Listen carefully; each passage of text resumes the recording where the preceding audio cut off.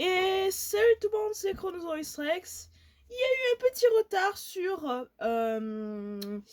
il y a eu un petit décalage horaire sur les vidéos, mais aujourd'hui c'est parti pour l'épisode 2 de Créatures du passé parce que j'étais censé sortir épisode 1 avant-hier, mais le rec a coupé. Aujourd'hui on va parler du Stégosaurus, un autre dinosaure très très connu. Donc, Stégosaurus, ça veut dire lézard à toit. Tout simplement parce que à l'époque, on pensait que ces plaques étaient en forme de toit. Donc, il fait partie de la famille des Stégosauridae, il vivait au Jurassique supérieur il y a 150 millions d'années, et ces fossiles ont été trouvés en Amérique du Nord. Le Stégosaurus avait la taille d'un gros camion, mesurait environ 9 mètres de longueur, pour un poids de 4 tonnes, et ils étaient parmi les plus gros herbivores de son époque. Ils côtoyaient d'autres dinosaures, dont des sauropodes comme l'Apatosaurus, et des prédateurs comme l'Allosaure. S'il y a une chose pour laquelle le stégosaure n'est pas très connu, est très connu, pardon, c'est qu'il a un petit cerveau, de la taille d'une noix. Bon, on pense aujourd'hui qu'il avait à peu près la taille d'un citron, qu'il était un peu plus intelligent qu'on le pensait, mais il avait aussi un centre nerveux secondaire pour diriger l'arrière de son corps. Il possédait aussi des plaques sur le dos servant à la paranuptiale, à l'intimidation et à la thermorégulation. Autrement dit, il absorbait la chaleur la journée et l'utilisait pour se réchauffer la nuit. Et il avait 4 piquants sur la queue qui l'aidaient à se défendre.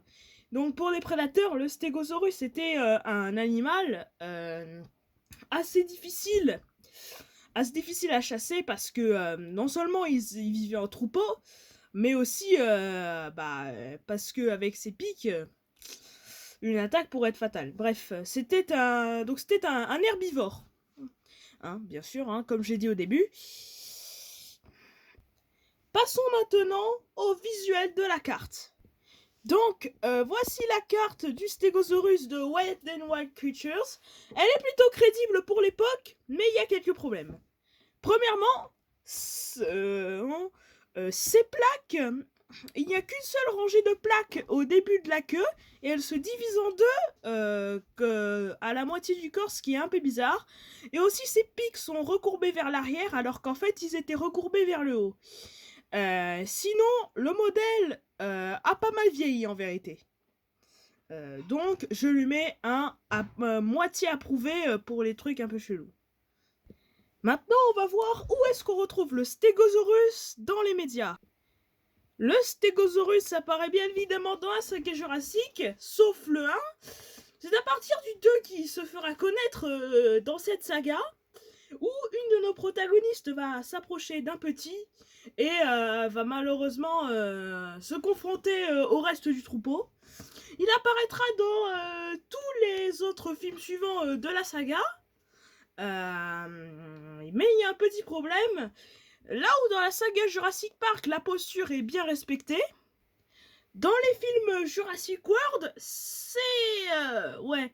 En fait, le seul problème, c'est que sa queue traîne au sol, alors que normalement, elle devrait être droite. Le Stégosaurus apparaît dans plein de dessins animés comme Fantasia, ou encore Dinosaur King, en gros Pokémon version dinosaure. Oh là là, pardon. Niveau jeu vidéo, il apparaît dans The Eyes, un jeu où vous incarnez des dinosaures.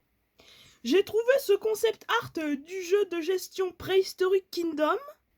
Pour vous dire, il est même apparu dans Grow a Garden, qui est littéralement un jeu Roblox où tu plantes des légumes. Mais durant un événement préhistorique, le stégosaure est apparu en tant qu'animal de compagnie disponible. Il apparaît aussi dans Dinosaur Park Primeval Zoo, un jeu de gestion de dinosaures sorti en 2022, je crois, par Ubger Development, ou encore dans le jeu de gestion Jurassic Park Opération Genesis. C'était tout pour cette vidéo. Ouh là là. Attendez. Désolé. J'ai fait tomber la caméra. Enfin, le téléphone. Donc, attendez, désolé. Donc, je disais, ce sera tout pour cette vidéo.